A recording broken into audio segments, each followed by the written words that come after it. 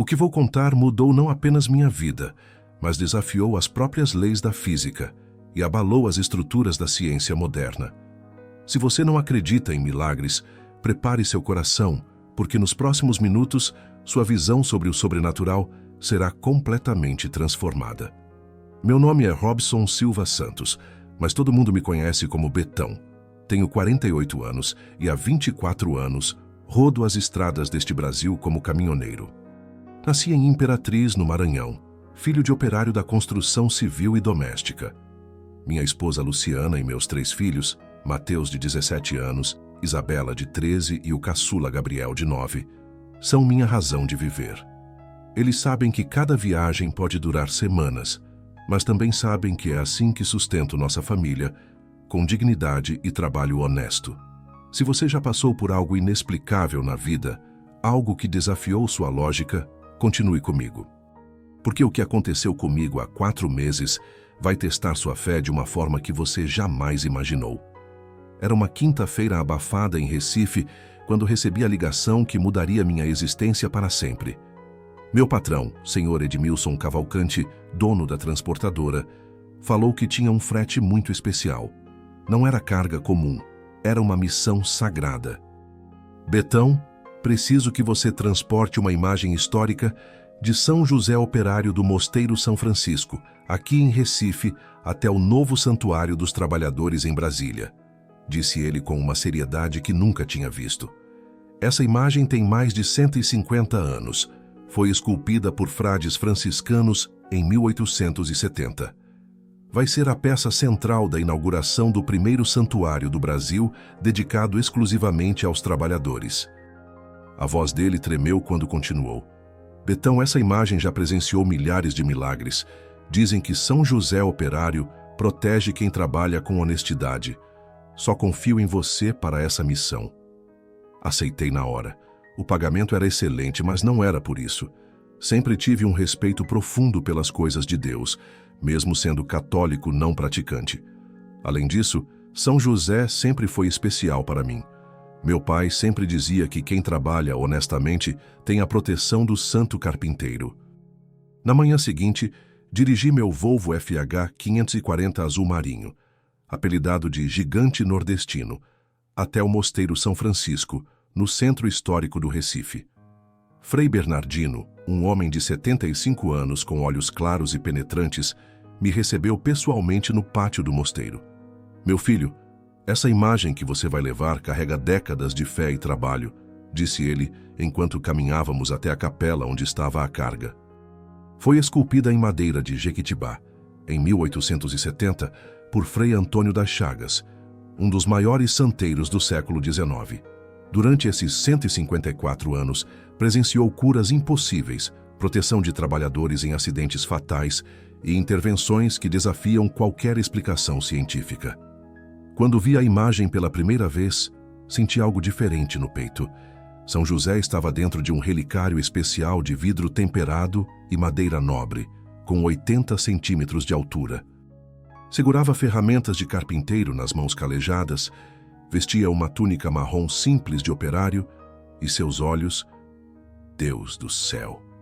Seus olhos pareciam acompanhar cada movimento meu, como se fosse um homem real observando meu trabalho. Frei Bernardino, posso perguntar por que essa imagem centenária está sendo transferida? Questionei enquanto supervisionava o carregamento no baú refrigerado, especialmente preparado. O Santuário dos Trabalhadores em Brasília está sendo consagrado exatamente no Dia do Trabalhador, 1º de maio, explicou o frade com emoção visível. Será o primeiro santuário do Centro-Oeste dedicado exclusivamente à proteção divina dos trabalhadores brasileiros. Nossa imagem será o coração espiritual desse santuário, intercedendo por todos que ganham o pão com o suor do rosto. Assinei todos os documentos, recebi uma bênção especial do Frei Bernardino e às 6 da manhã peguei a BR-232 rumo ao interior. O trajeto planejado era Recife, Caruaru, Petrolina, depois pegar a BR-407 até Juazeiro, na Bahia, seguir pela BR-235 até Feira de Santana, pegar a BR-116 até Vitória da Conquista, depois a BR-262, passando por Brumado, entrar em Minas Gerais, seguir até Montes Claros, depois a BR-135 até a BR-040, direto para Brasília. As primeiras 5 horas correram tranquilas. O gigante nordestino ronronava suavemente na estrada. O dia estava claro, sem nuvens, e o trânsito fluindo perfeitamente. Parei em Caruaru para abastecer e conferir a carga. Tudo nos conformes, imagem bem acondicionada, temperatura controlada. Foi na saída de Petrolina que as coisas começaram a ficar estranhas. Primeiro, o GPS parou de funcionar. Não era problema de sinal ou bateria, simplesmente apagou e não ligava mais. Tentei usar o celular, mas todos os aplicativos de navegação davam erro. Era como se os satélites tivessem desaparecido do céu. Depois, o rádio captou uma frequência que eu nunca tinha ouvido. Não era música sertaneja ou forró. Era uma voz masculina, suave e profunda, falando em português, mas com um sotaque que não conseguia identificar. Continue pela BR-407, filho. Eu te guio, não tenha medo. Tentei sintonizar outras estações, mas a voz persistia, calma e reconfortante. No início pensei que fosse alguma brincadeira, mas quando cheguei em cada bifurcação da estrada, a voz me orientava exatamente para onde ir, sempre pela rota correta, mesmo sem eu conhecer perfeitamente aquela região. Agora vire à direita na BR-235. Sua carga está segura, meu filho. Meu coração começou a acelerar. Aquilo não era normal, mas a voz era tão tranquila, tão paternal, que em vez de medo, senti uma paz estranha tomando conta de mim. Foi na região da Chapada Diamantina, entre Ceabra e Feira de Santana, que aconteceu o primeiro milagre que mudaria minha vida para sempre. O motor começou a perder força gradualmente. Primeiro foram pequenos engasgos, depois uma perda progressiva de potência, até que numa subida conhecida como Serra do Tombador, o caminhão simplesmente parou. Ali no meio da serra, numa tarde de sol escaldante, com um motor de 540 cavalos que nunca tinha me abandonado completamente morto. Coloquei os triângulos, liguei o pisca-alerta e fiquei ali, sentindo o peso da responsabilidade. Não era só pela carga valiosa, era pela situação perigosa. Aquela serra era conhecida pelos acidentes graves, e estar parado numa subida íngreme com trânsito pesado era quase suicídio. Meu Deus, murmurei olhando o painel completamente apagado. Não pode ser agora, não com São José aqui. Foi quando escutei 3 batidas firmes na porta da cabine. Meu sangue gelou.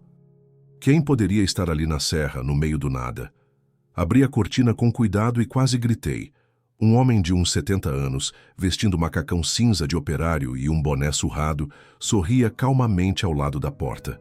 O mais impressionante, não havia suor no rosto dele, mesmo com aquele calor de 38 graus. Boa tarde, meu filho. Problemas com o motor? Perguntou com uma voz familiar. Era exatamente a mesma voz que tinha me orientado pelo rádio. Abri a janela ainda em choque. Senhor, de onde o senhor apareceu? Não vi carro, não vi nada. Quando um trabalhador honesto precisa de ajuda, sempre aparece quem pode ajudar, respondeu ele com um sorriso misterioso. Vou dar uma olhada no seu problema. Desci da cabine desconfiado. O homem já estava com o capô aberto, mexendo no motor com uma precisão impressionante. Uma luz dourada suave emanava de suas mãos, mas quando olhei diretamente, parecia ser apenas o reflexo do sol nas ferramentas. Sistema eletrônico travou por causa do calor excessivo, diagnosticou rapidamente. Mas nada que uma mão experiente não resolva. Em menos de 15 minutos, ouvi ruídos metálicos, alguns cliques eletrônicos e depois ele gritou: "Tenta agora, filho!" Subi na cabine e girei a chave. O motor rugiu com uma potência que parecia até maior que antes. Não apenas ligou, cantou como nunca tinha cantado em 24 anos de estrada. Desci correndo para agradecer, mas quando procurei ao redor, o homem tinha desaparecido completamente, sumido. Não havia pegadas na terra batida, não havia ferramentas esquecidas, nada. Gritei e procurei por 5 minutos, mas apenas o eco da minha voz voltava no silêncio da serra. Foi então que notei algo que me fez tremer da cabeça aos pés. No painel, onde antes estava tudo apagado, Agora brilhava uma pequena luz dourada que jamais tinha visto em 24 anos dirigindo o caminhão. E no para-brisa, onde não havia nada antes, agora estava colada uma pequena medalha de São José Operário. Eu tinha certeza absoluta de que aquela medalha não estava ali quando saí do mosteiro. Retomei a viagem com as mãos tremendo no volante. O GPS continuava sem funcionar, mas a voz no rádio me guiava com perfeição. Minha mente fervia de perguntas. Quem era aquele homem? Como tinha aparecido e sumido daquele jeito? Como sabia exatamente o que fazer no motor? Parei no primeiro posto em Feira de Santana, ainda tentando processar tudo. Quando o frentista veio abastecer, ele olhou para o caminhão espantado. Cara, que arte fantástica! Deve ter custado uma fortuna essa pintura. Olhei para onde ele apontava e meu mundo desabou. Na lateral do baú refrigerado, onde antes havia apenas o adesivo da transportadora, agora havia uma imagem gigantesca de São José Operário, pintada com detalhes tão perfeitos que pareciam ter sido feitos por um mestre artista colonial. O santo segurava um martelo numa mão e uma serra na outra, vestia macacão de operário, e seus olhos pareciam olhar diretamente para quem observasse. Mas isso não estava aqui 2 horas atrás, gaguejei. Impossível, chefe. A tinta está sequinha, mas o trabalho é de profissional. Nunca vi coisa tão perfeita. Paguei o combustível em transe e liguei imediatamente para a senhora Edmilson. Patrão, aconteceu algo muito estranho aqui. Betão, antes que você fale qualquer coisa, preciso te avisar. Meu telefone não para de tocar. Gente fotografou seu caminhão na BR-116 dizendo que tem uma pintura milagrosa. As redes sociais estão explodindo com fotos do seu caminhão. O que diabos está acontecendo? Contei tudo. O GPS que parou, a voz no rádio, o mecânico fantasma, a medalha que surgiu, a pintura impossível. Ele ficou em silêncio por quase 3 minutos. Betão, eu transporto cargas há 35 anos e nunca vi nada parecido. Não sei explicar, mas continue viagem. Só me mantenha informado de tudo o que acontecer. Voltei para a estrada, ainda atordoado, mas uma sensação estranha tomou conta de mim.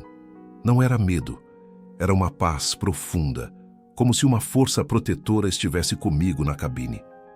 A voz no rádio continuava me orientando suavemente a cada quilômetro. Foi na entrada da BR-116, próximo à Cruz das Almas, que vi algo que mudaria minha vida para sempre. Um homem estava na beira da rodovia, acenando desesperadamente. Segurava uma mulher nos braços e chorava de forma comovente. Todo o instinto de caminhoneiro experiente gritava para não parar. Era um trecho perigoso e isolado, mas algo mais poderoso que a razão me obrigou a encostar. O homem correu até a cabine, com lágrimas escorrendo pelo rosto sujo de terra.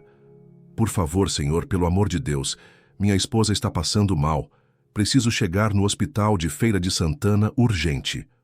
Olhei para a mulher. Uma senhora de talvez 45 anos, completamente pálida, com respiração ofegante e suando frio.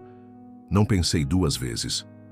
Sobe rápido, vamos voando para o hospital. Durante o caminho, o homem se apresentou. José, que coincidência, e a esposa se chamava Maria. Ela tinha sofrido um infarto em casa, na zona rural, e eles não tinham dinheiro para a ambulância. José tinha carregado a esposa por 2 quilômetros até a beira da estrada, esperando que alguém parasse. Quando vi seu caminhão com a imagem de São José, soube que éramos nós que ele mandou, contou José soluçando. Foi quando olhei pelo retrovisor e quase perdi o controle do volante. A imagem de São José na lateral do caminhão estava brilhando. Não era reflexo do sol.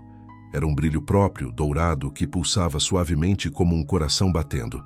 José, olha ali atrás, disse com a voz embargada. Ele se virou e gritou. São José bendito, é ele. É o santo que veio socorrer minha Maria. Naquele instante, a senhora Maria, que estava quase desmaiada, abriu os olhos, olhou para a imagem brilhante e sorriu pela primeira vez. José, ele veio me buscar. O santo carpinteiro veio. Sua respiração normalizou. A cor voltou ao rosto e ela até conseguiu se sentar sozinha. A dor no peito desapareceu completamente. Chegamos ao Hospital Clériston Andrade, em Feira de Santana, e os médicos que examinaram Dona Maria não conseguiam acreditar. Todos os sintomas do infarto tinham desaparecido, os exames estavam normais e ela estava completamente curada. É impossível, disse o cardiologista Dr. Roberto Menezes. Ontem à tarde ela estava em estado crítico, segundo o que vocês relataram. Hoje não há vestígio sequer de alteração cardíaca. José me abraçou, chorando, antes de entrar no hospital. Obrigado, Sr. Betão. Eu sei que foi São José que mandou o senhor. Foi um milagre de verdade. Saí de Feira de Santana com o coração disparado. Não podia mais negar. Aquilo que estava acontecendo comigo era real, era sagrado, era um milagre, e era apenas o começo. A imagem pintada no caminhão continuava brilhando suavemente, e a voz no rádio me acompanhava como um amigo fiel. Mas quando cheguei na BR-116, rumo à Vitória da Conquista, percebi que não estava mais sozinho na estrada. Olhei pelo retrovisor e vi algo inacreditável, uma fila de carros me seguindo. Não eram apenas 2 ou 3, eram dezenas. Carros, motos, caminhonetes, até uma Kombi antiga com adesivos religiosos, todos mantendo uma distância respeitosa, mas claramente me acompanhando. Meu celular começou a tocar sem parar. A primeira ligação foi da minha esposa Luciana, com a voz alterada, misturando preocupação e espanto. Betão, amor, o que está acontecendo? O telefone aqui em casa não para. Gente de todo lugar ligando perguntando sobre você. Dizem que tem fotos suas na internet, que você está fazendo milagres na estrada. Expliquei tudo para ela. O motor que morreu, o mecânico misterioso, a imagem que apareceu pintada, a cura da Senhora Maria. Luciana ficou em silêncio por um tempo antes de responder. Meu amor, eu sempre soube que você era especial. Desde que nos conhecemos, você sempre teve esse dom de ajudar as pessoas. Mas isso é coisa de Deus mesmo. Continue, mas tome cuidado. A segunda ligação foi do meu filho Mateus. Pai, você virou famoso. Tem um vídeo seu no TikTok com mais de 300 mil visualizações. Galera está chamando você de caminhoneiro de São José. Sua foto está em todo lugar. Meu coração disparou. Como assim, famoso? Eu nem sabia que alguém tinha filmado alguma coisa. A terceira ligação foi de um número desconhecido. Uma mulher chorando do outro lado da linha. Senhor Robson, meu nome é Conceição. Sou de Vitória da Conquista. Vi a foto do seu caminhão nas redes sociais. Por favor, senhor, meu marido está internado há 2 meses em coma. Os médicos disseram que não tem mais jeito. O senhor pode passar pelo hospital? Eu acredito que São José pode salvá-lo. Fiquei sem palavras. Como responder a uma situação dessas? Eu era só um caminhoneiro transportando uma imagem sagrada. Não era padre, não era curandeiro. Dona Conceição, eu não sei se tenho esse poder. Não é o senhor que tem o poder. É São José que está com o senhor. Por favor, é só passar perto do hospital, só isso. Desliguei o telefone com o coração apertado. Em seguida, mais ligações. Pessoas de Salvador, Brasília, Goiânia, todas pedindo para eu passar em suas cidades. Todas com histórias de sofrimento, todas buscando um milagre. Foi quando percebi que meu caminhão não estava mais sozinho na estrada. A caravana que me seguia tinha crescido. Agora eram mais de 100 veículos, todos mantendo formação respeitosa. Todos com pessoas que acreditavam estar presenciando algo sagrado. O sol começava a se pôr no horizonte quando cheguei próximo à Vitória da Conquista. A imagem de São José na lateral do caminhão brilhava mais intensamente. E pela primeira vez, tive a nítida sensação de que ele estava realmente ali comigo na cabine, guiando cada quilômetro, protegendo cada movimento. A voz no rádio falou pela última vez naquele dia. Descanse esta noite, meu filho. Amanhã o trabalho continua. Grandes coisas estão reservadas para você. Parei num posto na entrada da cidade, rodeado pela caravana de fiéis que tinha crescido para mais de 200 veículos. Pessoas desceram de seus carros e se aproximaram do gigante nordestino. Tocando na carroceria, fazendo orações, pedindo bênçãos. Eram famílias inteiras, operários, donas de casa, jovens, idosos, todos unidos pela mesma fé. Todos acreditando que São José Operário tinha escolhido um caminhoneiro simples para mostrar que milagres são reais. Naquela noite, dormindo na cabine do caminhão cercado por centenas de pessoas que acamparam ao redor, entendi que minha vida tinha mudado para sempre. Não era mais apenas Betão, o caminhoneiro de Imperatriz. Tinha me tornado algo muito maior, um instrumento de fé, um canal de esperança. E o que eu ainda não sabia é que aquilo era apenas o começo. Os maiores milagres ainda estavam por vir, e quando chegassem a Brasília, o Brasil inteiro estaria de joelhos testemunhando o impossível. Irmão, você consegue imaginar como seria carregar tamanha responsabilidade? Como reagiria se Deus escolhesse você para ser testemunha do sobrenatural? O que vou contar a seguir vai mostrar que quando São José escolhe um trabalhador honesto, não há limites para os milagres que podem acontecer. Continue comigo, porque esta jornada está apenas começando, e o que aconteceu nos próximos dias abalou as estruturas do que conhecemos como realidade. Irmão, se você achou que o que aconteceu até agora foi impressionante, prepare-se. O que vou contar sobre a segunda parte desta jornada vai abalar qualquer certeza que você tenha sobre o que é possível ou impossível neste mundo. Se você é daqueles que precisa de provas científicas para tudo, sua mente está prestes a ser explodida. Acordei na cabine do gigante nordestino, com o sol nascendo sobre Vitória da Conquista, mas não eram os raios solares que me despertaram. Foi o som de centenas de vozes cantando Trabalhador São José do lado de fora. Durante a noite, a caravana que me seguia tinha crescido para mais de 500 veículos, com pessoas de 5 estados diferentes que abandonaram seus compromissos para acompanhar o que consideravam uma peregrinação sagrada. Famílias inteiras acampadas ao redor do posto, operários que faltaram ao trabalho, aposentados que dirigiram a noite toda vindos de Salvador. Todos com a mesma história. Viram as fotos do caminhão nas redes sociais e sentiram um chamado inexplicável para estarem ali. Quando abri a porta da cabine, fui recebido por uma multidão que se ajoelhou instantaneamente. Não por mim, mas pela presença que sentiam emanar do gigante nordestino. A imagem de São José pintada na lateral estava ainda mais nítida que no dia anterior, como se tivesse ganhado vida durante a madrugada.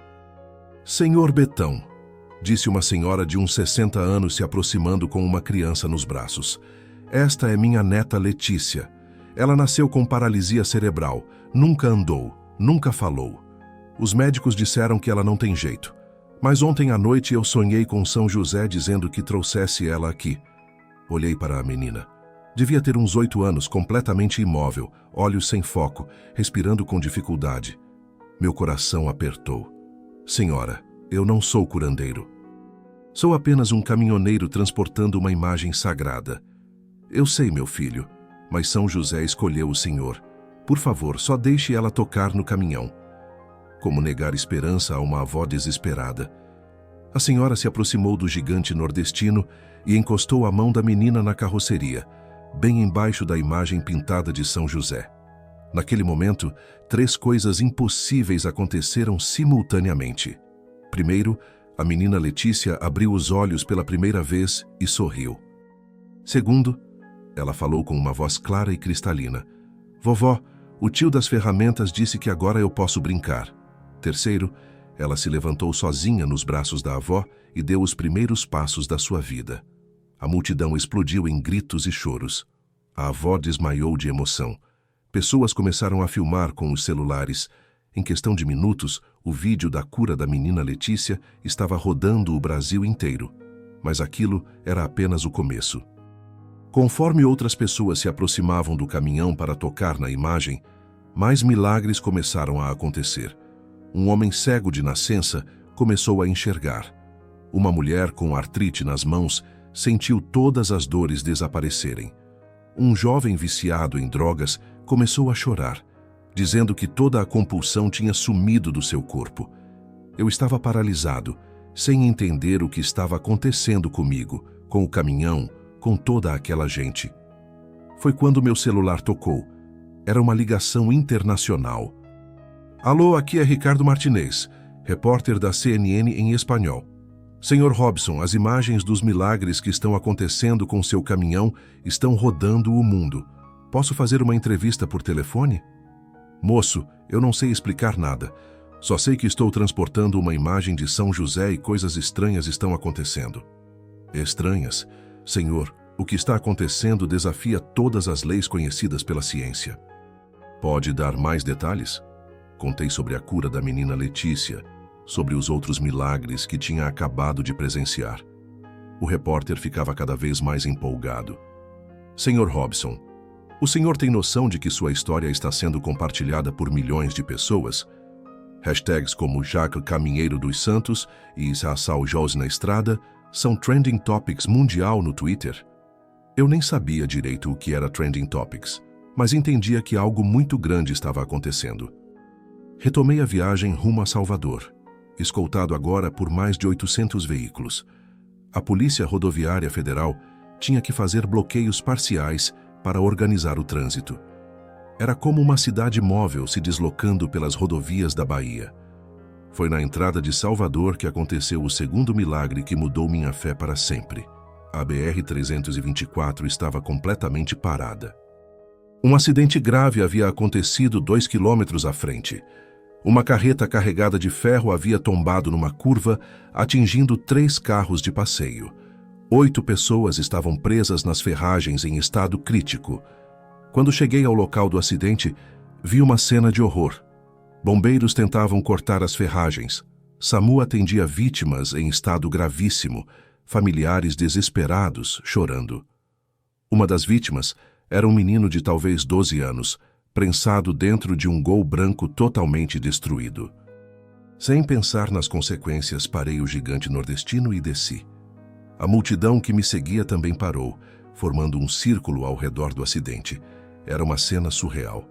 Mais de 2.000 pessoas em silêncio absoluto, observando o trabalho dos bombeiros. Foi quando vi que nada dos equipamentos estava funcionando. As máquinas de corte falhavam, os macacos hidráulicos não tinham força suficiente e o tempo estava se esgotando para as vítimas. O comandante dos bombeiros, Major Silva, se aproximou de mim visivelmente desesperado.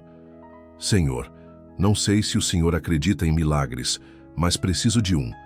Essas pessoas vão morrer se não conseguirmos tirá-las em poucos minutos. Olhei para o menino preso no carro destruído. Estava consciente, mas perdendo muito sangue. Seus olhos me encontraram e ele murmurou: Tio, o homem das ferramentas vai me ajudar? Naquele momento, senti uma força que não era minha tomando conta do meu corpo. Caminhei até a carreta tombada. Coloquei as mãos sobre as ferragens e, sem saber de onde vinham as palavras, gritei: São José Operário, protetor de todos os trabalhadores, se o Senhor está realmente comigo, permita que estes filhos seus sejam salvos. Mostre seu poder de proteção. O que aconteceu a seguir foi presenciado por mais de 2.000 pessoas, filmado por dezenas de câmeras e transmitido ao vivo para o Brasil inteiro. Uma luz dourada envolveu toda a carreta tombada. As ferragens que prendiam as vítimas começaram a se dobrar sozinhas, como se uma força invisível estivesse abrindo espaço. Os carros destroçados começaram a se desamassar, literalmente se reconstruindo.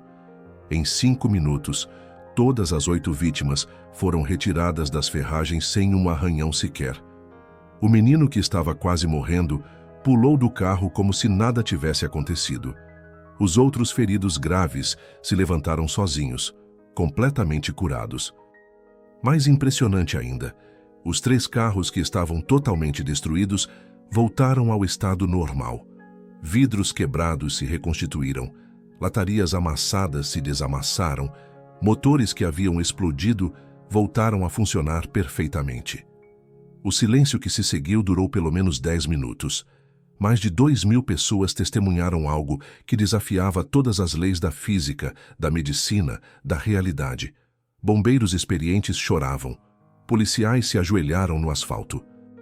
O próprio Major Silva veio falar comigo com lágrimas nos olhos. Senhor Robson, sou bombeiro há 30 anos. Vi muitos acidentes, muitas mortes.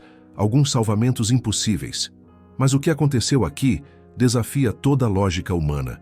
Isso foi intervenção divina pura. A repercussão foi imediata e mundial.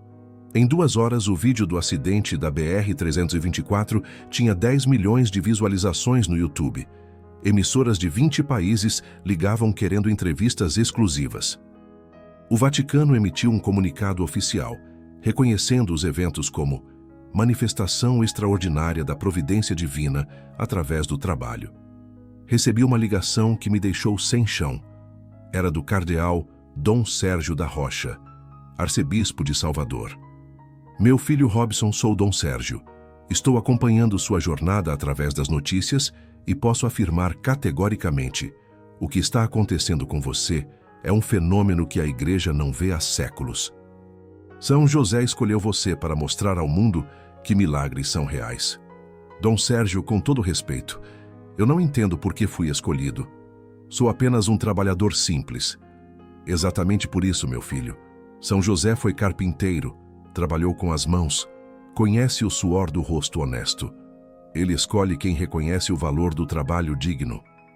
O cardeal continuou: preciso que você pare em Salvador antes de seguir para Brasília. Há uma situação muito delicada na Basílica do Senhor do Bonfim. Uma criança desenganada pelos médicos. Seus pais viram as notícias sobre você e estão implorando para que passe lá. Meu coração apertou. Como negar ajuda a uma criança moribunda? Dom Sérgio, eu vou. Não sei se posso ajudar, mas eu vou. Que São José o abençoe, meu filho. A Bahia inteira está orando por você. Mudei a rota rumo ao centro de Salvador, acompanhado agora por mais de 1.500 veículos. A caravana se estendia por mais de 30 quilômetros. Helicópteros de emissoras de TV sobrevoavam a rodovia, transmitindo ao vivo. Eu, Robson Silva Santos, simples caminhoneiro de Imperatriz, tinha me tornado o centro das atenções de um país inteiro. A entrada em Salvador foi apoteótica. A cidade inteira tinha parado. Literalmente toda a população estava nas ruas. Comércios fechados, escolas dispensaram os alunos. Até o governador Rui Costa estava lá com uma faixa escrita: Bahia recebe o enviado de São José. A Basílica do Senhor do Bonfim estava cercada por uma multidão que a polícia militar estimou em 50.000 pessoas. Nunca tinha visto nada parecido. Era como se a cidade inteira tivesse se transformado numa romaria gigantesca. Dom Sérgio me recebeu pessoalmente na entrada da Basílica. Um homem de uns 70 anos, cabelos brancos, mas com uma energia contagiante. Robson, meu filho, que São José seja louvado por você ter vindo. O pequeno João está na UTI pediátrica. Os médicos disseram que ele tem poucas horas de vida. Subimos ao 3º andar da Santa Casa, anexa à Basílica, acompanhados pelos pais da criança. Severino e Joana, um casal jovem de operários, completamente abalados. Joana chorava sem parar, enquanto Severino tentava se manter forte. Senhor Robson, nosso filho tem apenas 5 anos, disse Severino com a voz embargada. Leucemia fulminante. Em 2 semanas, ele saiu de uma criança saudável para o estado terminal. Os médicos fizeram tudo o que podiam. Quando entramos no quarto da UTI, meu coração quase parou. O pequeno João estava conectado a dezenas de aparelhos, respirando por tubos, pálido como papel. Era a coisa mais dolorosa que eu já tinha visto. Posso tocar nele? Perguntei hesitante. Claro, respondeu o Dr. Fernando Lopes, o pediatra. Senhor, não sou religioso, sou cientista, mas se existe alguma chance, mesmo que seja de 0,01%, eu apoio. Aproximei-me da cama do pequeno João. Ele estava inconsciente há 3 dias, segundo os pais. Coloquei minha mão trêmula sobre sua testinha gelada e, pela primeira vez na vida, rezei com uma intensidade que saía das entranhas da minha alma.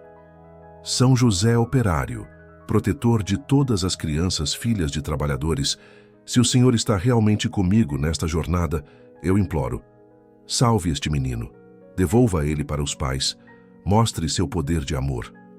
O que aconteceu nos minutos seguintes desafia qualquer explicação médica, científica ou lógica. Primeiro, todos os aparelhos da UTI começaram a emitir uma melodia suave, como uma canção de ninar. Segundo, a temperatura do quarto mudou de gelado hospitalar para uma quentura aconchegante. Terceiro, uma luz dourada começou a emanar do meu peito, passando pelo meu braço e chegando até a testa de João. E quarto, o mais impossível de todos. O menino abriu os olhos, sorriu e disse com uma voz clara e forte: "Papai, o homem das ferramentas me deu um martelo de brinquedo." O quarto explodiu em gritos e choros. Joana desmaiou de emoção. Severino caiu de joelhos. Dom Sérgio começou a rezar em latim, e Dr. Fernando ficou paralisado olhando os monitores. "Isso é cientificamente impossível", murmurava ele. "Todos os sinais vitais estão perfeitos. É como se ele nunca tivesse estado doente." João se sentou na cama, desconectou os próprios tubos e pulou no colo da mãe, como se fosse uma criança completamente saudável. "Mamãe, o homem bonito disse que eu vou crescer e ser carpinteiro igual a ele." A notícia da cura de João se espalhou como fogo na palha seca. Em questão de minutos, as 50.000 pessoas que cercavam a basílica estavam gritando, cantando, chorando de alegria. As emissoras de TV transmitiam ao vivo o momento em que João apareceu na janela do hospital, acenando para a multidão. Mas o que aconteceu quando saí da Santa Casa foi ainda mais extraordinário. A multidão tinha dobrado. Agora eram mais de 100.000 pessoas nas ruas de Salvador. E não era só gente da Bahia. Tinham placas de carros de 12 estados diferentes, famílias inteiras que largaram tudo para presenciar os milagres do caminhoneiro. Foi quando comecei a perceber que os milagres não paravam mais. Conforme eu caminhava em direção ao gigante nordestino, pessoas começaram a relatar curas espontâneas só por estarem perto de mim. Seu Antônio, de 82 anos, cadeirante há 15 anos por causa de um derrame, se levantou e começou a andar. Dona Fátima, surda de nascença, começou a escutar e chorava dizendo que nunca tinha ouvido música. O jovem Carlos, que tinha depressão severa e havia tentado suicídio, começou a sorrir e disse que uma paz inexplicável tinha tomado conta dele. Era como se São José tivesse transformado as ruas de Salvador num campo de milagres. Cada pessoa que se aproximava do caminhão relatava algum tipo de cura, bênção ou transformação. A imagem pintada na lateral do gigante nordestino agora se movia claramente. Não era mais impressão. São José gesticulava, sorria, abençoava as pessoas com movimentos de martelo. Toda a multidão via. 100.000 pessoas testemunhando a imagem sagrada ganhando vida. Meu celular não parava de tocar. Agora não eram apenas jornalistas brasileiros, eram repórteres da CNN Internacional, da BBC de Londres, da Univision dos Estados Unidos. O fenômeno do caminhoneiro brasileiro estava rodando o mundo. Recebi uma ligação que me deixou completamente sem chão. Era do Vaticano. "Alô, Sr. Robson. Aqui é Monsenhor Giuseppe Benedetti, secretário particular de Sua Santidade, o Papa Francisco. O Santo Padre está acompanhando os eventos que estão acontecendo no Brasil e gostaria de conversar com o senhor." Quase deixei o telefone cair. O Papa. O Papa queria falar comigo. "Meu filho", disse uma voz suave em italiano que um tradutor repetia em português, "os milagres que estão acontecendo através de você são um sinal claro de que São José está operando poderosamente no Brasil. Continue sua missão. O mundo inteiro está orando por você." Desliguei o telefone completamente abalado. O Papa Francisco tinha falado comigo. Comigo, um simples caminhoneiro de Imperatriz. Quando finalmente consegui sair de Salvador, já era noite, e a caravana que me seguia tinha se tornado uma verdadeira cidade móvel. Mais de 2.500 veículos, 12.000 pessoas, estruturas de apoio com ambulâncias, carros de som, até food trucks para alimentar os romeiros. A Polícia Federal assumiu minha escolta. Não era mais questão de segurança pública estadual. Tinha virado caso de segurança nacional. Você já se perguntou por que Deus escolhe pessoas simples para grandes missões? Por que um carpinteiro de Nazaré para salvar o mundo? Por que um caminhoneiro do interior para mostrar milagres? Continue comigo, porque o que aconteceu quando chegamos próximo a Brasília vai mostrar que os planos de São José são sempre maiores que nossa compreensão humana. O impossível está apenas começando, e o clímax desta jornada vai abalar qualquer certeza que você tenha sobre milagres. Irmão, se você pensou que o que aconteceu em Salvador foi o máximo que poderia presenciar, prepare seu coração. O que vou contar sobre a chegada às portas de Brasília vai desafiar tudo o que você acredita sobre os limites entre o natural e o sobrenatural. Como você reagiria se fosse escolhido para presenciar o impossível se tornando realidade diante dos seus olhos? A viagem de Salvador para Brasília deveria durar 12 horas. Acabou durando 3 dias. Não por problema mecânico ou trânsito, mas porque a cada cidade que passávamos, multidões nos esperavam. Era como se o Brasil inteiro tivesse parado para acompanhar nossa jornada. Em Feira de Santana, 30.000 pessoas bloquearam a rodovia pacificamente. Em Barreiras, o prefeito declarou feriado municipal. Em Luiz Eduardo Magalhães, famílias de agricultores percorreram 200 quilômetros a pé para tocar no gigante nordestino. A caravana que me seguia agora tinha mais de 4.000 veículos e 18. 0 pessoas. Meu celular não parava de tocar com ligações internacionais. A CNN americana montou uma equipe exclusiva para cobrir nossa chegada a Brasília. A BBC de Londres enviou correspondentes especiais. Até emissoras do Japão e da Coreia do Sul queriam entrevistas sobre o milagre brasileiro. Foi em Barreiras, no oeste da Bahia, que recebi a ligação que mudou tudo. Alô, Sr. Robson. Aqui é o General Augusto Heleno, comandante do Gabinete de Segurança Institucional da Presidência da República. Meu sangue gelou. O que o governo federal queria comigo? General, em que posso ajudá-lo? Sr. Robson, o presidente Lula está acompanhando pessoalmente sua jornada. Os eventos que estão acontecendo transcendem questões religiosas. São um fenômeno de interesse nacional. Vamos escoltá-lo oficialmente até Brasília para garantir a segurança de todos. General, eu só estou transportando uma imagem sagrada. Eu sei, meu caro, mas o senhor se tornou mais que um caminhoneiro. O senhor representa algo que o Brasil inteiro precisa ver: fé, trabalho e milagres. O presidente quer recebê-lo no Palácio do Planalto. Desliguei atordoado. O presidente da República queria me receber. Eu, Robson Silva Santos, caminhoneiro de Imperatriz. A partir de Luiz Eduardo Magalhães, nossa caravana passou a contar com escolta oficial. Não era apenas a Polícia Federal. Eram as Forças Armadas Brasileiras. Helicópteros da Aeronáutica sobrevoavam o gigante nordestino numa formação que parecia uma proteção angelical. O Exército organizava o trânsito. A Marinha, mesmo sem mar por perto, enviou capelães militares para acompanhar os fenômenos religiosos. Mas foi ao cruzar a divisa entre Bahia e Goiás que aconteceu o milagre mais impossível que eu tinha presenciado até então. Era início da tarde quando chegamos próximo a Formosa, a 80 quilômetros de Brasília. A BR-020 estava completamente interditada, não por acidente ou obra, mas por uma situação que desafiava toda a lógica médica. Um ônibus de romeiros que vinha do Piauí especificamente para me encontrar havia quebrado na beira da estrada. Dentro dele, uma situação desesperadora. 15 pessoas em estado crítico de saúde. Idosos com problemas cardíacos, crianças com doenças terminais, adultos desenganados pelos médicos. Todos tinham gasto suas economias nessa viagem, acreditando que São José poderia curá-los. Quando cheguei ao local, encontrei uma cena de desespero. Famílias chorando, SAMU tentando estabilizar os pacientes, mas sem UTI móvel suficiente para tantos casos graves. O médico responsável, Dr. Henrique Moraes, veio falar comigo com lágrimas nos olhos. Sr. Robson, essas pessoas viajaram mais de 1.000 quilômetros para encontrar o Senhor. Algumas estão morrendo. Se existe algum poder que o Senhor tenha, pelo amor de Deus, use agora.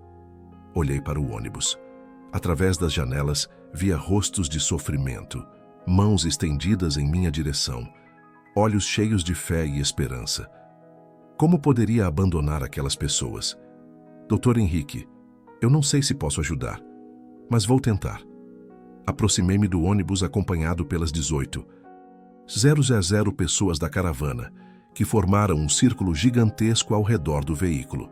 Era uma cena bíblica, milhares de pessoas ajoelhadas na beira da estrada, orando em silêncio. Coloquei as mãos na lataria do ônibus e, com uma força que não sabia que tinha, gritei: São José Operário, protetor de todos os trabalhadores que sofrem, se o Senhor está comigo nesta jornada, não permita que estes filhos seus morram longe de casa. Eles vieram até aqui movidos pela fé. Recompense essa fé com seus milagres. O que aconteceu a seguir foi presenciado por 18.000 pessoas, documentado por dezenas de câmeras profissionais e transmitido ao vivo para o mundo inteiro. Uma luz dourada começou a emanar do gigante nordestino, envolvendo completamente o ônibus quebrado. A luz era tão intensa que podia ser vista mesmo sob o sol forte do meio-dia. E dentro dessa luz, os milagres começaram. Através das janelas, víamos pessoas se levantando de macas, crianças moribundas correndo pelo corredor do ônibus, idosos que mal respiravam cantando hinos de alegria. Em 15 minutos, todas as 15 pessoas que estavam em estado crítico saíram do ônibus caminhando normalmente, completamente curadas. Mas não era só isso. O próprio ônibus que havia quebrado o motor começou a funcionar perfeitamente. As peças desgastadas se regeneraram. O tanque de combustível que estava vazio se encheu sozinho. Até os pneus carecas voltaram ao estado de novos. Dr. Henrique fez questão de examinar cada uma das pessoas curadas. É cientificamente impossível, repetia ele. Câncer terminal não desaparece em minutos. Insuficiência cardíaca não se cura instantaneamente. Diabetes não some do nada, mas está tudo aqui, documentado nos meus aparelhos. A repercussão mundial foi imediata. Em 2 horas, os principais telejornais de 50 países estavam noticiando o milagre da BR-020. A hashtag Milagre na Estrada se tornou o assunto mais comentado da história do Twitter até aquele momento. Recebi uma ligação direta do presidente Lula. Robson, meu irmão, aqui é o presidente. O que está acontecendo contigo transcende política, religião ou qualquer fronteira humana. Você se tornou um patrimônio da humanidade. Quero que saiba que todo o aparato do Estado brasileiro está à sua disposição. Presidente, eu sou apenas um instrumento. Quem opera é São José. Eu sei, meu amigo, mas instrumentos de Deus precisam ser protegidos. O mundo inteiro está olhando para o Brasil por causa de você.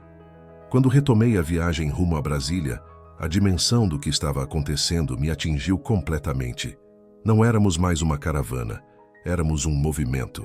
Mais de 5.000 veículos, 25,000 pessoas, cobertura de imprensa internacional, escolta militar oficial. Meu celular tocou mais uma vez. Era minha esposa Luciana, mas sua voz estava diferente. Amor, estou vendo tudo pela televisão. O mundo inteiro está falando de você. Quero que saiba que estou orgulhosa. São José escolheu o homem certo. Lu, minha vida mudou para sempre. Não sei nem se consigo voltar a ser um caminhoneiro normal. Você nunca foi normal, meu amor. Desde que nos conhecemos, sempre soube que você era especial. Agora o Brasil inteiro sabe também. A entrada no Distrito Federal foi apoteótica. O governador Ibanez Rocha decretou ponto facultativo em todo o DF. A população inteira de Brasília estava nas ruas. Mais de 200.000 pessoas esperando nossa chegada. Mas foi quando chegamos próximo ao Santuário dos Trabalhadores que aconteceu algo que mudou minha compreensão sobre milagres para sempre. O santuário estava cercado por uma multidão que as autoridades estimaram em 300.000 pessoas. Gente de todos os estados brasileiros, representantes de 20 países, autoridades religiosas de várias denominações. Até representantes de outras religiões estavam lá. Rabinos, pastores, líderes espíritas, pais de santo. Dom Sérgio da Rocha, que havia voado de Salvador, me recebeu junto com Dom Paulo César Costa, arcebispo de Brasília, e uma comitiva internacional de bispos. Robson, meu filho, disse Dom Paulo César com emoção visível, em 40 anos de sacerdócio, Nunca presenciei manifestações tão claras da divina providência. Você será lembrado como o homem que trouxe um novo Pentecostes ao Brasil. Mas o que aconteceu quando desci do gigante nordestino pela última vez como transportador da imagem sagrada superou qualquer expectativa. A imagem centenária de São José Operário, que eu havia transportado por mais de 2,000 quilômetros, começou a brilhar dentro do relicário de vidro. Uma luz dourada tão intensa que todas as 300.000 pessoas presentes conseguiam ver perfeitamente, mesmo estando distantes. Mas não era apenas luz, era amor. Amor puro, incondicional, paternal, que emanava da imagem e tocava cada coração presente. Pessoas começaram a chorar sem saber por quê. Outras caíam de joelho, sentindo uma paz inexplicável. Muitos relataram sentir o abraço de um pai amoroso. Foi quando aconteceu o último e maior milagre dessa primeira parte da jornada. A imagem de São José saiu do relicário. Não foi levitação, não foi truque. A imagem de madeira de 150 anos literalmente ganhou vida. Saiu da caixa de vidro e ficou flutuando a 3 metros do chão diante de 300.000 testemunhas e câmeras do mundo inteiro. O silêncio foi absoluto. 300.000 pessoas seguraram a respiração ao mesmo tempo. Até os pássaros pararam de cantar. O vento cessou. Era como se o universo inteiro tivesse parado para contemplar aquele momento. São José flutuou lentamente sobre a multidão, abençoando grupos diferentes. Quando passou sobre as crianças doentes, elas se curaram instantaneamente. Quando passou sobre os idosos aflitos, eles sorriram de paz. Quando passou sobre os jovens perdidos, seus olhos brilharam de esperança. As câmeras de televisão captaram tudo. Pela primeira vez na história da humanidade, um milagre estava sendo transmitido ao vivo para bilhões de pessoas simultaneamente. Mas o que aconteceu quando São José se aproximou de mim foi a experiência mais extraordinária da minha existência. Ele desceu suavemente e ficou flutuando na minha frente, olhando diretamente nos meus olhos. E então ele falou, não com voz audível, mas diretamente no meu coração, numa linguagem que transcendia palavras. Filho querido, você aceitou ser meu instrumento, mesmo sem entender. Mostrou que um coração simples de trabalhador pode mover montanhas. Sua missão como transportador terminou, mas sua missão como meu filho eterno apenas começou. Lágrimas escorriam pelo meu rosto, enquanto sentia o amor mais puro que já experimentei. Era como ser abraçado pela própria essência do amor paternal. São José, eu não entendo por que me escolheu. Sou apenas um caminhoneiro. Exatamente por isso, meu filho, os poderosos da terra confiam em sua própria força. Você confiou na minha. Os sábios buscam explicações complexas. Você aceitou o mistério com fé. Por isso pude usar você para mostrar ao mundo que milagres são reais. Durante essa conversa espiritual, algo extraordinário acontecia ao nosso redor. Cada pessoa na multidão estava recebendo sua própria experiência com São José. Uns o viam como um jovem carpinteiro, outros como um pai de família, alguns como um operário experiente. Cada um via exatamente a figura paterna que mais precisava. E os milagres se multiplicavam exponencialmente. Não eram apenas curas físicas, eram transformações completas de vida. Vi com meus próprios olhos traficantes, largando as drogas na hora e abraçando policiais. Políticos corruptos, confessando crimes publicamente e pedindo perdão. Empresários desonestos distribuindo fortunas para os pobres.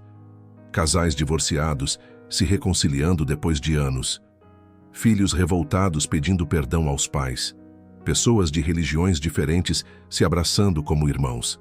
Ateus declarando sua fé pela primeira vez. Era uma chuva de conversões, um tsunami de amor, uma revolução espiritual acontecendo diante dos olhos do mundo.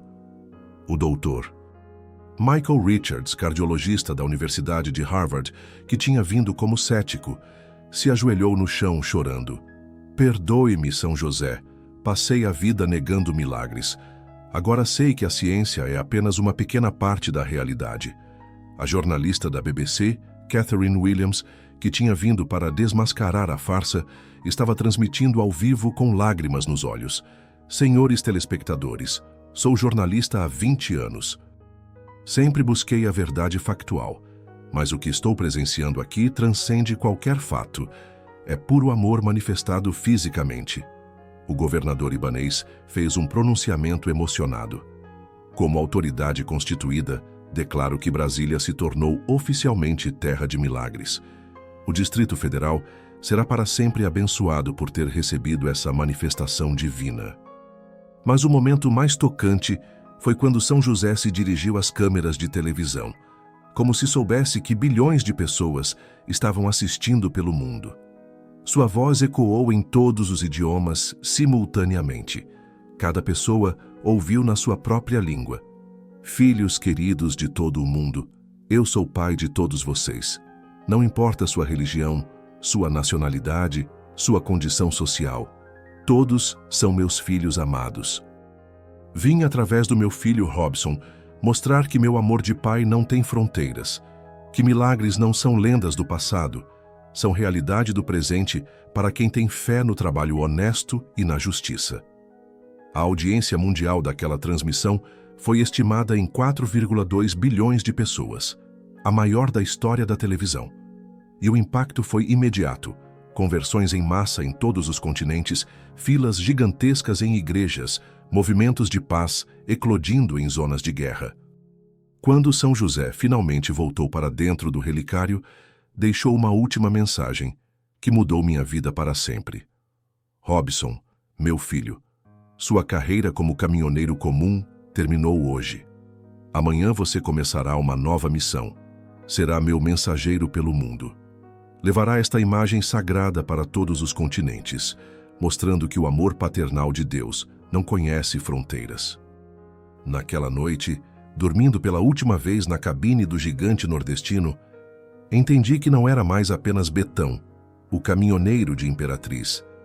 Tinha me tornado um enviado especial, um instrumento de transformação mundial.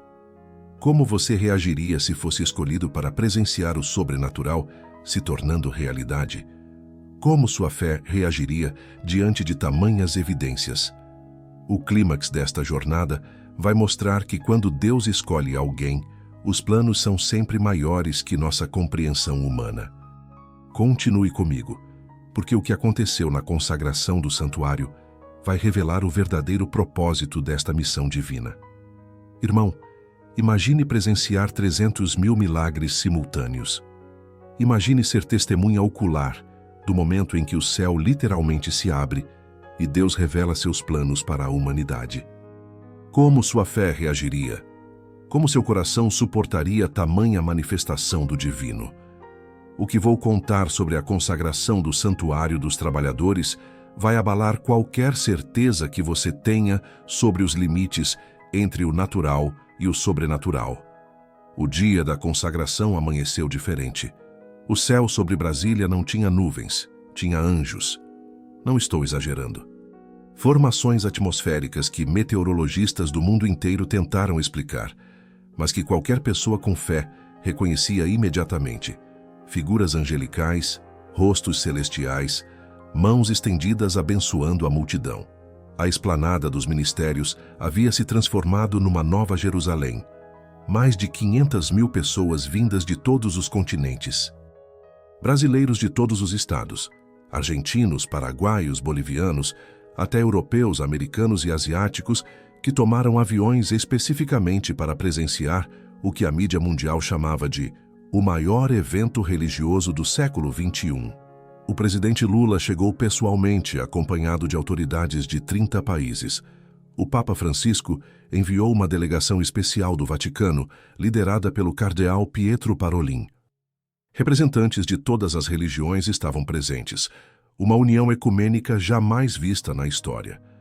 Mas foi quando chegamos ao Hospital de Base de Brasília, antes da cerimônia final, que aconteceu o milagre que mudou minha compreensão sobre vida e morte para sempre. Dom Paulo César me aguardava na entrada principal junto com uma equipe médica internacional que havia sido convocada especialmente para documentar os fenômenos científicos. Robson, meu filho, disse Dom Paulo César com os olhos úmidos. O que vamos te mostrar agora vai testar sua fé até o limite. Há uma situação no hospital que desafia tudo o que conhecemos sobre vida e morte. Subimos ao 7º andar, onde estava a UTI cardíaca. O corredor estava lotado de jornalistas internacionais, cientistas com equipamentos de medição, autoridades religiosas de várias denominações. O que tem ali dentro, explicou o doutor. Eduardo Santos, diretor médico do hospital, contradiz toda a ciência médica. É um padre de 68 anos, padre Antônio Ferreira, que morreu ontem às 14 horas por infarto fulminante. Atestado de óbito assinado, corpo encaminhado para velório na catedral. Meu coração disparou. Como assim morreu? Por que está na UTI? Porque às 6 da manhã ele voltou à vida sozinho no meio do velório, na frente de 500 pessoas. E não apenas voltou. Ele está clinicamente perfeito, como se nunca tivesse estado doente. Entramos no quarto e vi algo que mudou minha compreensão sobre milagres para sempre. Padre Antônio estava sentado na cama sorrindo, conversando normalmente com outros padres. Um homem que tinha estado morto por 16 horas. "Você é o Sr. Robson?" perguntou ele com uma voz suave. "Eu te vi em sonho. São José me disse que você estava vindo e que era para eu esperar." "Doutor." Santos mostrou os exames. "Sr. Robson, esse homem tinha 3 artérias coronárias totalmente obstruídas, coração parado por mais de 10 minutos, cérebro sem atividade elétrica. Ontem estava morto, corpo frio, músculos enrijecidos. Hoje está aqui conversando conosco e todos os exames mostram um coração perfeitamente saudável." Dr. James Mitchell, cardiologista de Harvard, estava visivelmente abalado. "Em 35 anos de medicina, posso afirmar categoricamente, isto é cientificamente impossível. Mortos não voltam à vida, artérias obstruídas não se desobstruem, órgãos necrosados não se regeneram." Padre Antônio me olhou com uma paz sobrenatural nos olhos. "Sr. Robson, São José me levou para um lugar lindo demais para descrever. Disse que eu podia ficar, mas que tinha uma missão aqui na Terra, que você ia chegar e que através de você ele ia mostrar seu poder máximo." Aproximei-me da cama com as pernas tremendo. "Padre, eu não ressuscito ninguém. Se o senhor voltou foi obra de São José." "Eu sei," ele sorriu, "mas foi você que ele usou como ponte. Desde que soube que você estava chegando a Brasília, meu corpo começou a se regenerar. Os médicos documentaram tudo." Dr. Santos confirmou. "É verdade. A partir do momento que as notícias sobre sua chegada se espalharam pela cidade, começamos a receber casos inexplicáveis.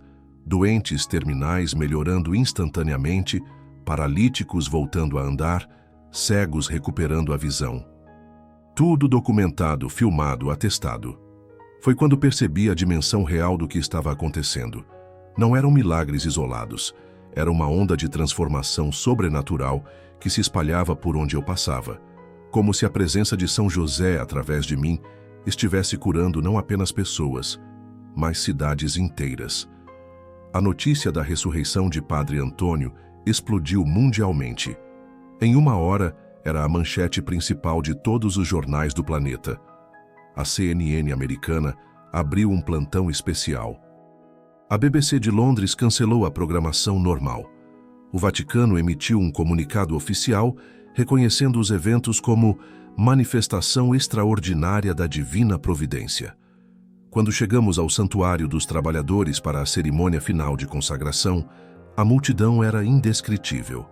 A Polícia Militar estimou 800.000 pessoas na esplanada dos Ministérios, o maior evento religioso da história de Brasília. Mas o que aconteceu durante a cerimônia superou qualquer expectativa humana. Quando o cardeal Parolin começou a missa de consagração, algo extraordinário aconteceu no céu.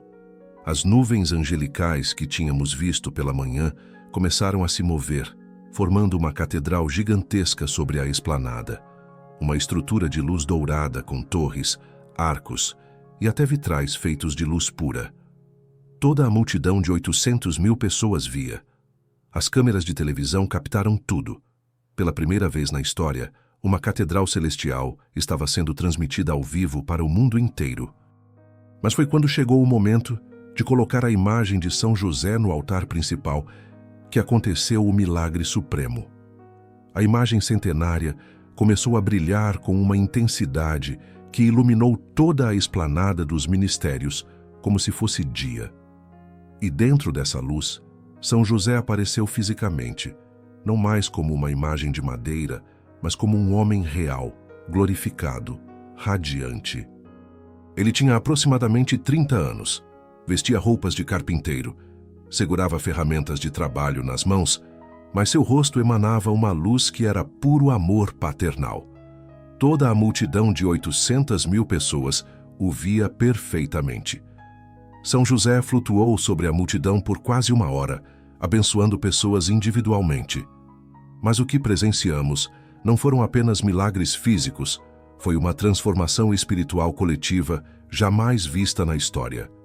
Vi com meus próprios olhos mais de 300. 000 pessoas sendo curadas simultaneamente. Cadeirantes se levantando, cegos recuperando a visão, surdos escutando pela primeira vez, cancerosos sendo liberados da doença. Mas mais impressionante que as curas físicas foram as transformações morais. Políticos corruptos confessaram crimes publicamente através dos alto-falantes, devolvendo dinheiro roubado na hora. Empresários desonestos rasgaram contratos fraudulentos e abraçaram operários que haviam explorado. Traficantes jogaram drogas no lixo e se entregaram para a polícia, pedindo uma chance de recomeçar. Era uma revolução espiritual acontecendo em tempo real, transmitida para 5,8 bilhões de pessoas, praticamente toda a humanidade conectada, assistindo simultaneamente. O presidente Lula, visivelmente emocionado, fez um pronunciamento histórico. Brasileiros e cidadãos do mundo, o que estamos presenciando transcende política, transcende fronteiras, transcende diferenças. É Deus se manifestando através de um trabalhador simples. O Brasil se tornou o epicentro de uma nova era espiritual para a humanidade. Mas o momento mais tocante foi quando São José se aproximou de mim pela última vez como imagem transportada. Ele desceu suavemente até minha altura e falou diretamente ao meu coração, mas desta vez sua voz ecoou para toda a multidão. Robson, meu filho amado, você completou a primeira parte da missão. Trouxe-me até aqui com fé pura de trabalhador honesto. Agora eu me uno para sempre a este santuário, mas nossa parceria continua.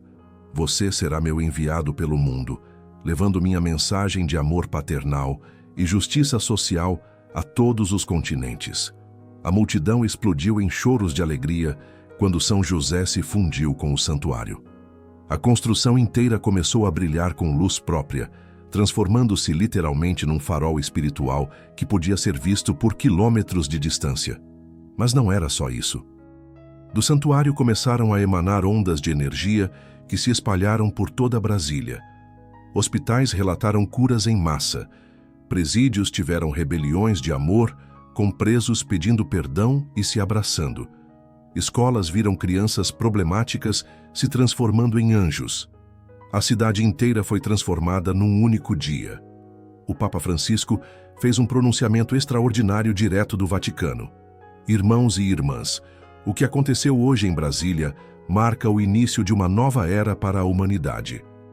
São José, através de nosso irmão Robson, mostrou que o reino de Deus não é apenas uma promessa futura, é uma realidade presente para quem tem fé. Naquela noite, quando tudo terminou e as multidões começaram a se dispersar, fiquei sozinho no santuário contemplando o que tinha acontecido. A imagem de madeira centenária agora fazia parte da própria estrutura do altar, mas eu podia sentir a presença de São José mais forte do que nunca. Foi quando ele apareceu para mim uma última vez naquela forma humana gloriosa. Meu filho, você entende agora por que foi escolhido? São José, eu ainda não entendo completamente. Sou apenas um trabalhador simples. Justamente por isso, o mundo está cansado de líderes que prometem e não cumprem, de sábios que complicam o simples, de poderosos que oprimem os fracos. Precisava de alguém que conhecesse o valor do trabalho honesto, que soubesse o que é ganhar o pão com suor. que tivesse compaixão pelos que sofrem. Ele continuou: Você vai percorrer o mundo agora. Levará minha mensagem para cada país, para cada povo. Onde houver trabalhador explorado, você levará justiça. Onde houver família destroçada, você levará reconciliação. Onde houver desesperança, você levará milagres. Mas eu não sei como fazer isso, São José.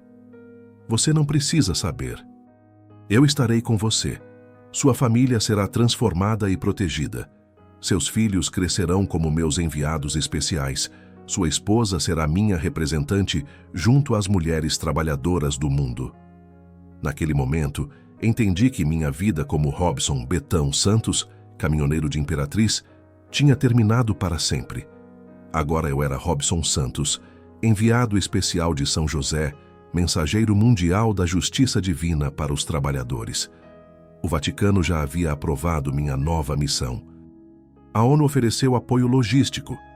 Governos de 50 países me convidaram oficialmente. Organizações de trabalhadores do mundo inteiro queriam que eu visitasse seus países. Mas sabe o que mais me impressionou? Não foram os grandes milagres que presenciei ou a fama mundial que adquiri. Foi perceber que São José escolheu alguém como eu para mostrar que Deus nunca abandonou os simples, os trabalhadores, os que lutam honestamente pela vida. O final desta jornada foi apenas o começo de uma vida completamente nova. Uma vida dedicada a levar esperança, justiça e milagres para cada canto do planeta onde houver um trabalhador sofrendo. Imagine ser escolhido para presenciar o impossível se tornando realidade diante dos seus olhos. Como sua fé reagiria? Como você se sentiria sendo usado como instrumento divino para transformar o mundo?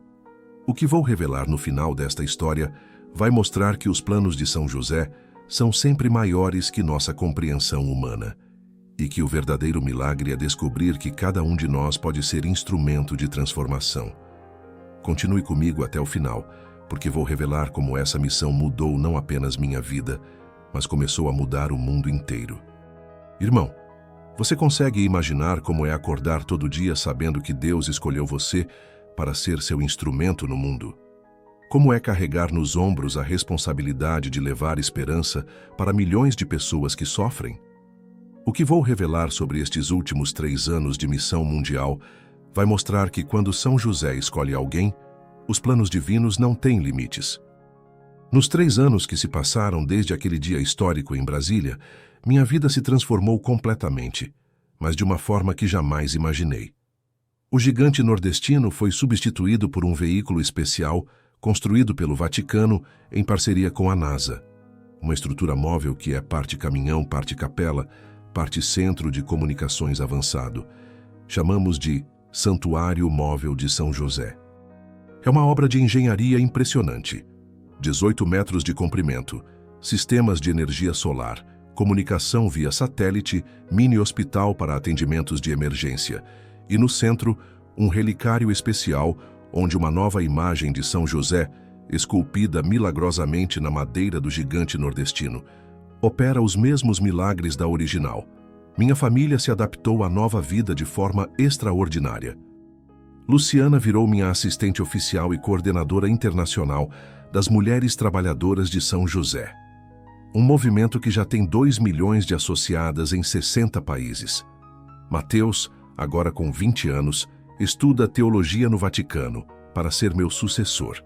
Isabela, de 16 anos, documenta todos os milagres e coordena nossas redes sociais que alcançam 50 milhões de seguidores.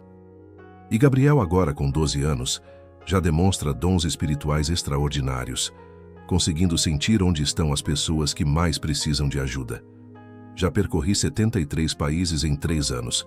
Presenciei milagres na Argentina, onde uma greve de operários se transformou numa manifestação de paz, após São José aparecer fisicamente no meio da multidão.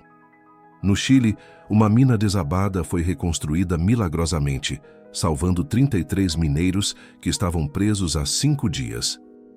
No Paraguai, uma seca centenária terminou com 3 dias de chuva após nossa passagem. Cruzei os Estados Unidos de costa a costa, levando cura e esperança. Em Detroit, Fábricas fechadas há décadas voltaram a funcionar depois da nossa visita, gerando 50 mil empregos. Em Nova York, a violência urbana diminuiu 80% durante o mês que passamos lá. Na Califórnia, viciados em drogas se curaram instantaneamente só de tocar no santuário móvel. Estive na Europa, onde até os ateus mais convictos se converteram ao ver a imagem se mover. Em Paris, durante os protestos dos coletes amarelos, São José apareceu no meio da multidão e transformou uma manifestação violenta numa celebração de paz e justiça social. Na Alemanha, fábricas que exploravam trabalhadores mudaram completamente suas políticas após nossa passagem. Fui à África, onde guerras centenárias cessaram temporariamente para receber o santuário móvel. No Congo, soldados de exércitos inimigos largaram as armas e se abraçaram chorando quando São José se manifestou. Na Nigéria, poços secos há décadas jorraram água pura após nossa oração coletiva. Na Ásia, presenciei transformações impossíveis. No Japão, a taxa de suicídio de trabalhadores caiu 70% nas cidades que visitamos. Na China, onde o governo inicialmente resistiu à nossa presença, depois nos convidou oficialmente ao ver que a produtividade dos operários aumentava 300% onde passávamos. Na Índia, o sistema de castas começou a se dissolver em várias regiões após nossas manifestações. Mas sabe o que mais me emociona?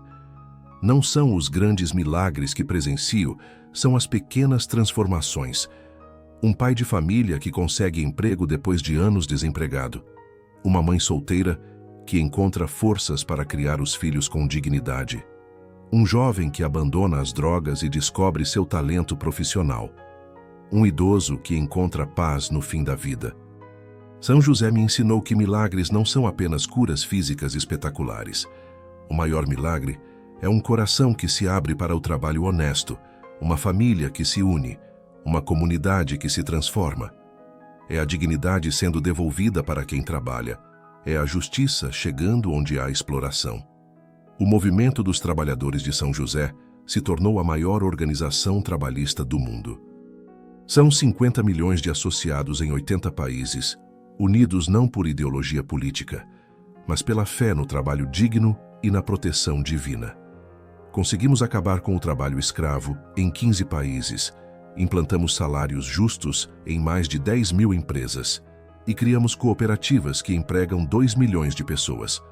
O Papa Francisco me nomeou oficialmente enviado apostólico especial para os trabalhadores, um título que nunca existiu na Igreja, criado especificamente para minha missão.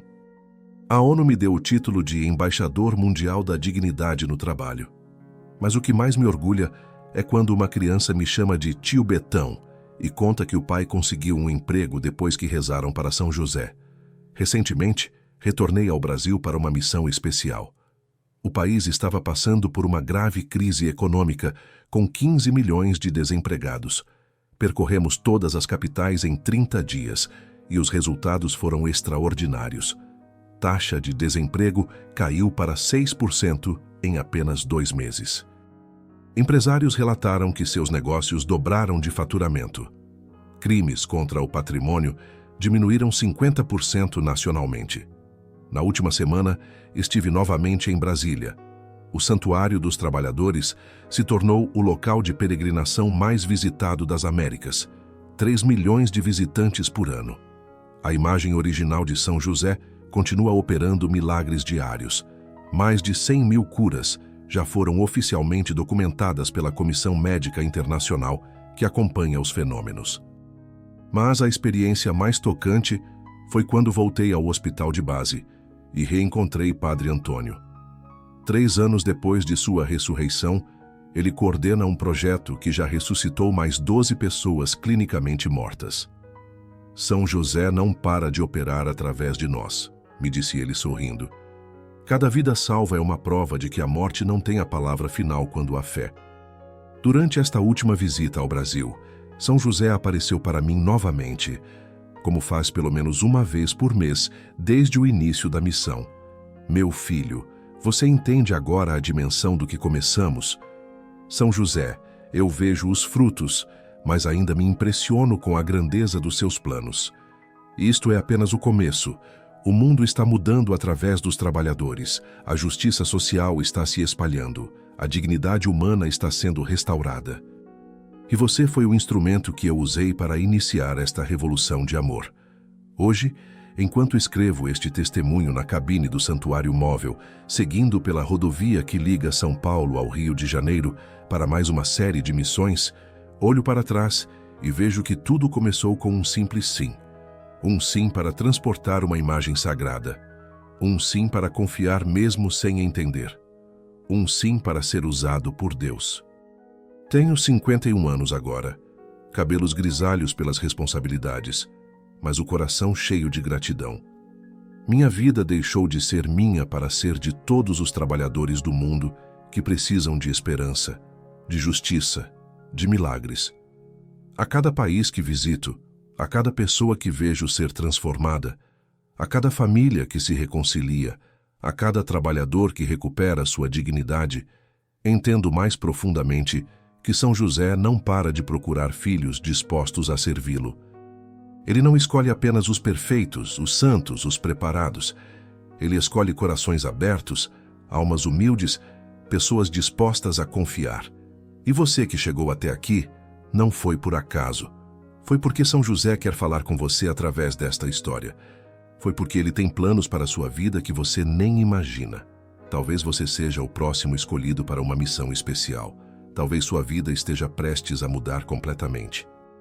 Por isso, se esta história tocou seu coração, se você sentiu que tem alguma missão especial esperando por você, faça o seguinte: se inscreva neste canal para acompanhar mais testemunhos de milagres e transformações que São José continua operando pelo mundo.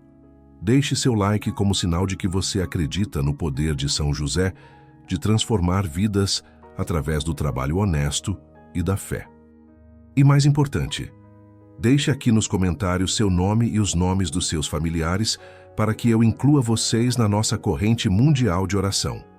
Todos os dias, às 18h, horário de Brasília, onde quer que eu esteja no mundo, faço uma oração especial por cada nome que vocês deixam nos comentários. E posso garantir, São José escuta cada súplica, conhece cada necessidade, atende cada filho que o procura com fé no trabalho digno. Sua vida pode estar prestes a mudar para sempre. Basta dizer sim para São José, como eu disse naquela manhã em Recife. E prepare-se, porque quando São José escolhe alguém, ele transforma completamente sua existência e a de todos ao seu redor. Que São José operário, protetor de todos os trabalhadores, abençam você e sua família sempre. E lembre-se, milagres acontecem todos os dias. Às vezes, você é a testemunha. Às vezes, você é o instrumento. E às vezes, você é o próprio milagre. Onde há trabalho honesto, há São José. Onde há São José, há milagres. Onde há milagres, há transformação. E onde há transformação, há esperança para um mundo melhor. Deus abençoe vocês. Até o próximo testemunho. Robson Betão Silva Santos, enviado apostólico especial de São José, embaixador mundial da dignidade no trabalho São José Operário, rogai por nós que recorremos a vós.